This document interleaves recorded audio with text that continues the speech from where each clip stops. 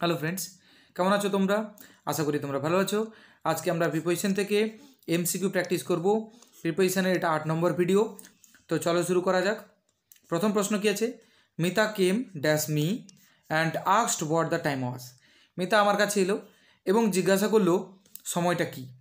তাহলে আমার কাছে এলো, তাহলে বলতে পারি ডেস্টিনেশন। তার ডেস্টিনেশন কি? তার ডেস্টিনেশন হচ্ছে আমি, আমার কাছে এলো। আমরা জানি কি ডেস্টিনেশন বোঝালে টু প্রিপোজিশন বসে। আমরা এখানে দেখতে পাচ্ছি টু প্রিপোজিশনও আছে, কিন্তু দেখো এখানে আপ টু প্রিপোজিশনও আছে। কোনো ব্যক্তি, পার্সন, এখানে পার্সন বলতে ব্যক্তি বোঝাচ্ছে। তাহলে কোনো পার্সন বা ব্যক্তির মুভমেন্ট বোঝাতে তখন আমরা টু প্রিপোজিশন ব্যবহার করব না, তখন আমরা আপ টু প্রিপোজিশন ব্যবহার করব। সে আমার কাছে এলো, যদিও এখানে ডেস্টিনেশন বোঝাচ্ছে আমার কাছে, তাহলে সেক্ষেত্রে টু প্রিপোজিশন বসার কথা। কিন্তু এখানে মিতা একজন ব্যক্তি, তার মুভমেন্ট হচ্ছে এবং সে আসছে কার কাছে? আমার কাছে আসছে। কোনো ব্যক্তির মুভমেন্ট বোঝাতে আমরা প্রায়ই আপ টু প্রিপোজিশন ব্যবহার করে থাকি। তাহলে এখানে সঠিক উত্তর আপ টু। টু এবং আপ টুর মধ্যে আমরা আপ টু প্রিপোজিশন ব্যবহার করব, যেহেতু মিতার মুভমেন্ট হচ্ছে এবং মিতা একজন ব্যক্তি। তাহলে কোনো ব্যক্তির মুভমেন্ট বোঝাতে তখন কি হবে? আপ টু প্রিপোজিশন ব্যবহার করব। তাহলে এখানে হবে আপ টু। তাহলে Mita came up to me, আমার কাছে এলো। চলে এসছি আমরা পরের প্রশ্নে। There's a door dash your left. দেয়ার্সকে ভাঙলে হচ্ছে there is a door dash your left. তোমার বাম দিকে রয়েছে দরজা। তাহলে এখানে কিন্তু দিক প্রকাশ করছে, এবং সে দিকটা কি না বাম দিক। তাহলে বাম দিক, ডান দিক, এরকম যদি নির্দিষ্ট দিকের কথা বলে দেয়, স্পেসিফিক ডিরেকশন, তাহলে নির্দিষ্ট দিকের কথা, বাম দিক, ডান দিক এরকম যদি বলে দেয়, তাহলে সেক্ষেত্রে আমরা টু প্রিপোজিশন বসাবো। দিক বোঝাচ্ছে এবং নির্দিষ্ট দিক বোঝাচ্ছে, স্পেসিফিক ডিরেকশন, সেক্ষেত্রে আমরা টু প্রিপোজিশন বসাবো। পরে কোশ্চেন আমরা দেখতে পাচ্ছি Swan was walking dash the railway station. কেবলমাত্র এখানে দিক প্রকাশ করছে, এবং কোন দিক? পূর্ব দিক না পশ্চিম দিক না বাম দিক না ডান দিক, সেরকম কোনো কিছু নির্দিষ্ট করে বলছে না। বলছে শুধুমাত্র রেলওয়ে স্টেশনের দিকে আমি হাঁটতে যেতে দেখেছি। তাহলে সেখানেও ডিরেকশন বোঝাচ্ছে, কিন্তু স্পেসিফিক ডিরেকশন নয়। তাহলে টু ওয়ার্ডস প্রিপোজিশন ব্যবহার করব। তাহলে কি বসাবো? Towards. তাহলে এখানে Suman was walking towards the railway station. He threw the ball, সে তো বলটা ছুঁড়ে দিয়েছে ড্যাশ দ্য উইকেটস, উইকেটের দিকে। তাহলে এখানে দিক বোঝাচ্ছে, কোন দিকে না উইকেটের দিকে। উইকেটের দিকে বলের মুভমেন্ট হচ্ছে, উইকেটে লাগবে কিনা কোনো ঠিক নেই, তার মানে ডেস্টিনেশন বোঝাচ্ছে না। তাহলে আমরা টু প্রিপোজিশন বসাবো না, কিন্তু এখানে একটা দিক নির্দেশ করেছে, নির্দিষ্ট কোনো দিকের কথা বলেনি, বাম দিক বা ডান দিকের কথা বলেনি। তাহলে এক্ষেত্রে আমরা টুয়ার্ডস বসাবো। He threw the ball towards the wickets. উইকেটসকে লক্ষ্য করে বল ছুঁড়েছে, কিন্তু উইকেটসে যে লাগবে তার কোনো কথা নেই। তার মানে কি? ডেস্টিনেশন নেই। ডেস্টিনেশন নেই মানে কি? টু হবে না। বাম দিক, ডান দিক, কোনো কিছুই বোঝাচ্ছে না। তাহলে সেক্ষেত্রে আমরা কি বসাবো না টুয়ার্ডস। যদি স্পেসিফিক দিক বলে রাইট, লেফট, তাহলে সেক্ষেত্রে আমরা টু প্রিপোজিশন বসাবো, টুয়ার্ডস নয়। রাম ওয়েন্ট ড্যাশ দ্য ডোর। রাম গিয়েছিল ড্যাশ দ্য ডোর, দরজার দিকেই। তাহলে দরজা তার গন্তব্যস্থল নয়, ওই দিকে যেতে দেখেছি, ওর দরজার দিকে তাকে যেতে দেখেছি। তাহলে কি হবে না টুয়ার্ডস প্রিপোজিশন বসবে, যেহেতু ডেস্টিনেশন বলেনি, অথচ মুভমেন্ট হচ্ছে একটা দিকে। কোন দিকে না দরজার দিকে। তাহলে দিক প্রকাশ করছে, কিন্তু নির্দিষ্ট দিক নয়। তাহলে টুয়ার্ডস। নির্দিষ্ট দিক হয়ে গেলে, অর্থাৎ বাম দিক ডান দিক এরকম বুঝিয়ে দিলে আবার তখন টু প্রিপোজিশন বসতো। Everyone sitting in the room turn dash me. রুমে বসা প্রত্যেকে আমার দিকে ঘুরে বসলো, রুমে বসা প্রত্যেকে আমার দিকে ফিরলো। তাহলে আমার দিকে আবর্তিত হলো। তাহলে এক্ষেত্রে কি হচ্ছে না দিক বোঝাচ্ছে, আমার দিকে তাদের কিন্তু মুভমেন্ট হয়নি। একটু আগে শিখেছি যে কোনো পার্সনের যদি মুভমেন্ট হয়, এভরিওয়ান যদি মুভমেন্ট করে আমার দিকে, তাহলে সেক্ষেত্রে আমরা আপ টু প্রিপোজিশন ব্যবহার করব। সবার প্রথম প্রশ্নে এটা আমরা শিখেছি। তাহলে এখানে আপ টু হচ্ছে না, তাহলে আপ টু কেটে দিলাম। এখানে বলছে আমার দিকে, কেবলমাত্র আমার দিকে ফিরে বসেছে। তাহলে দিক প্রকাশ করছে, কেবলমাত্র দিক প্রকাশ করছে, তাও আবার নির্দিষ্ট দিক নেই, ডান দিক বাম দিক নেই। তাহলে টুও কাটা। তাহলে বাকি থাকলো কি টুয়ার্ডস, টুয়ার্ডস মি। চলে যাব পরের প্রশ্নে। Banita stood with her back dash the door. Banita দাঁড়িয়েছিল দরজার দিকে পিছন করে। দিকে অর্থ প্রকাশ করছে, কেবলমাত্র দিক বোঝাচ্ছে, দিক যদি বাম দিক ডান দিক বোঝাতো তাহলে টু হতো, এখানে টু হবে না। তাহলে দেখো বনিতা এখানে কি হয়েছে না দরজার কাছে আসেও নি, অর্থাৎ কোনো পার্সনের মুভমেন্টও হয়নি, তাহলে আমি আপ টুও করতে পারছি না। এদিকে বাকি থাকলো কি কেবলমাত্র দিক প্রকাশ করছে, দিক নির্দেশ করছে, তাহলে টুয়ার্ডস হবে। দেয়ার ওয়াজ a barrier dash the road, দেখো রাস্তা বরাবর, এই হচ্ছে রাস্তা। দেয়ার ইজ এ ব্যারিয়ার, একটা বেড়া রয়েছে, ড্যাশ দ্য রোড রাস্তা বরাবর, তাহলে অর্থ প্রকাশ করছে বরাবর। বরাবর অর্থ প্রকাশ করলে অ্যাক্রসও হয়, আবার অ্যালং প্রিপোজিশনও হয়। তাহলে এই দুটোর মধ্যে কোনটা করব? দেখো এখানে আমরা দেখতে পাচ্ছি ব্যারিয়ার, এটা বেড়া, ঠিক আছে, এটা বেড়া, আর এই লাল রঙেরটা আমি বললাম রাস্তা, রোড। তাহলে এই রাস্তা বরাবর বেড়া রয়েছে, যদি এক পাশ থেকে আরেক পাশ পর্যন্ত কোনো কিছুর অবস্থান বোঝায়, অর্থাৎ এদিক থেকে কোন দিকে, এদিকে, এক পাশ থেকে আরেক পাশে কোনো কিছুর অবস্থান বোঝাচ্ছে এবং অপর কোনো কিছুর সাপেক্ষে সেই অবস্থানটা বোঝাচ্ছে, সেক্ষেত্রে আমরা অ্যাক্রস প্রিপোজিশন বসাবো। তাহলে এখানে রাস্তার সাপেক্ষে বেড়া রয়েছে, এই যে বেড়া, তাই এবং পাশাপাশি রয়েছে আরেকটা জিনিস জানবো, সেটা কি স্টিল। বেড়ার কিন্তু মুভমেন্ট হচ্ছে না, অর্থাৎ রাস্তাও চলে এসছে, তার সঙ্গে সঙ্গে বেড়াও চলে এসছে, তার পাশাপাশি সেই রাস্তা বরাবর বেড়া চলে এসছে। তাহলে এক্ষেত্রে আমরা অ্যাক্রস প্রিপোজিশন ব্যবহার করব, তাহলে সঠিক উত্তর হবে অ্যাক্রস। তাহলে option A is the correct answer. এই রাস্তা বরাবর কোনো লোক যদি হেঁটে হেঁটে আসতো, তখন লোকটার মুভমেন্ট বোঝাচ্ছে, তখন সেক্ষেত্রে আমরা অ্যালং প্রিপোজিশন বসাবো, ALONG, অ্যালং, সেটার অর্থও কিন্তু বরাবর। চলে যাবো আমরা পরের প্রশ্নে। We walked dash the river, তাহলে এটা রিভার, এই নিয়মটা এক্ষুনি ডিসকাশন করেছি।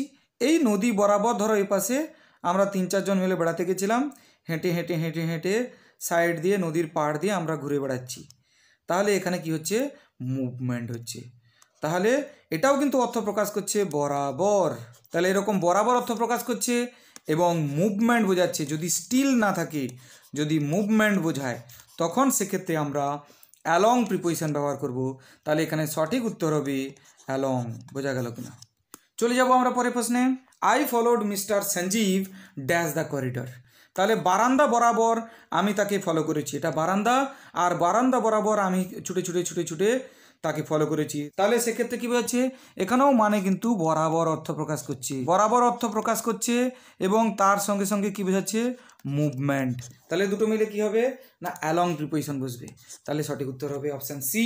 পরে কোশ্চেন আছে, I ordered dash a cup of tea, ক্রিয়াপদ কোনটা এখানে, অর্ডার্ড, অর্ডারটা ভার্ব, অর্থাৎ আমি অর্ডার করেছিলাম এ কাপ অফ টি। তাহলে ভার্ব আবার দু প্রকার হয়, ট্রানজিটিভ, ইনট্রানজিটিভ, সকর্মক, অকর্মক। কি করে বুঝবো কর্ম আছে কি না? যদি কর্ম আছে তাহলে সকর্মক বলবো। কি বা কাকে দিয়ে প্রশ্ন করতে হয়, ক্রিয়াপদকে। তাহলে কি অর্ডার করেছিলাম না এই কাপ অফ টি, এক কাপ চা, তাহলে এখানে অবজেক্ট আছে, ইয়েস অবজেক্ট আছে। তাহলে অবজেক্ট থাকলে তাকে বলা হয় ট্রানজিটিভ ভার্ব। কিছু কিছু ভার্ব আছে, যেরকম ধরো reach, resist, resemble, afford, accompany, attack, assist, pick, pervade, preside, obey, order, combat, benefit, inform, violate প্রভৃতি ট্রানজিটিভ ভার্বের পরে কোনো প্রিপোজিশন বসে না। এটা তো ট্রানজিটিভ ভার্ব, এটা জেনে নিয়েছি, কেন কি কর্ম আছে, এখানে অবজেক্ট আছে এ কাপ অফ টি, তাহলে সেক্ষেত্রে আমরা কোনো প্রিপোজিশন বসাবো না। এই ধরনের ট্রানজিটিভ ভার্বের পরে কোনো প্রিপোজিশন বসে না। তাহলে আই অর্ডার্ড ড্যাশ, এখানে কোনো প্রিপোজিশন বসবে না, এ কাপ অফ টি সরাসরি বসে যাবে। তাহলে অপশান ডি হবে সঠিক উত্তর, নো প্রিপোজিশন রিকোয়ার্ড, এখানে কোনো প্রিপোজিশন দরকার নেই। তাহলে এখানে নিয়মটা জেনে নেবো আরেকবার।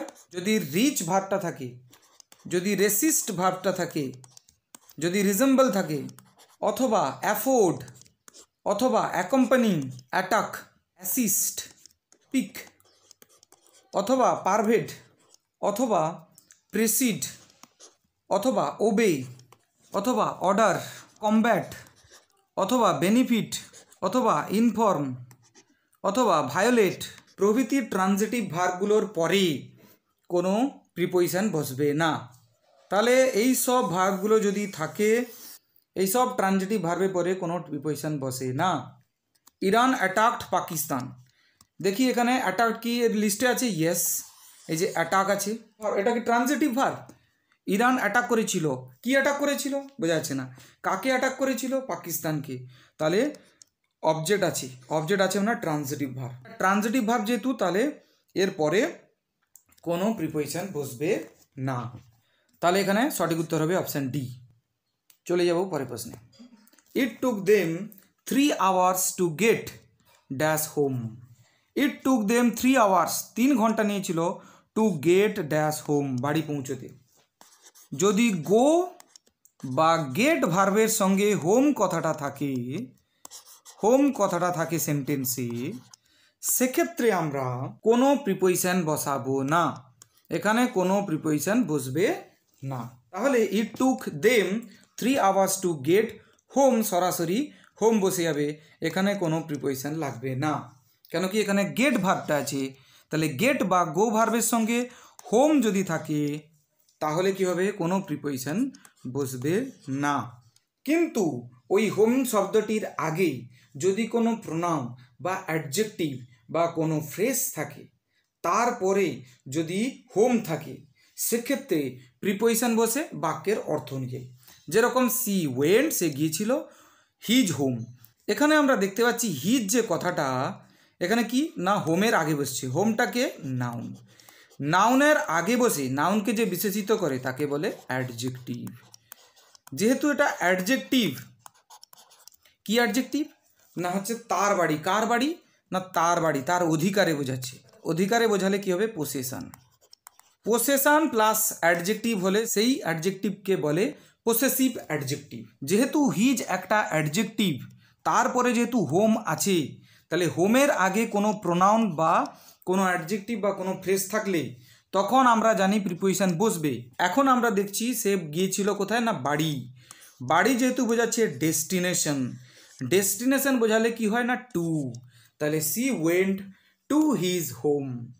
তাহলে সঠিক উত্তর কী হবে? টু। বোঝা গেল কি না? চলে যাবো পরের প্রশ্নে। He is dash home. এই সেন্টেন্সে গো বা গেট এই দুটো ভার্বের মধ্যে কোনো ভার্ব আছে কি? তাহলে প্রিপোজিশন বসবে না। না, এখানে গো বা গেট ভার্ব নেই, এখানে ভার্ব আছে ইজ। তাহলে এখানে প্রিপোজিশন বসবে, এখানে প্রিপোজিশন বসবে। তাহলে গো বা গেট কথাটা নেই, তাহলে এখানে প্রিপোজিশন বসবে। তাহলে এখানে টু বসাবো নাকি অ্যাড বসাবো? কেন কি দেখো, সে বাড়িতে আছে, আগে থেকে আছে এক্সিস্টিং পজিশন, তাহলে অ্যাড প্রিপোজিশন বসবে। যদি ডেস্টিনেশন বোঝাতো কোনো জায়গা থেকে সে বাড়িতে আসছে, তার ডেস্টিনেশন যদি হতো বাড়ি, অর্থাৎ মুভমেন্ট হতো, সেক্ষেত্রে আমরা কি করতাম না টু প্রিপোজিশন বসাতাম। যেহেতু এখানে মুভমেন্ট হচ্ছে না, আগে থেকেই বাড়িতে আছে, তাহলে অ্যাড হবে। তাহলে হি ইজ অ্যাট হোম, তাহলে এখানে সঠিক উত্তর অ্যাট।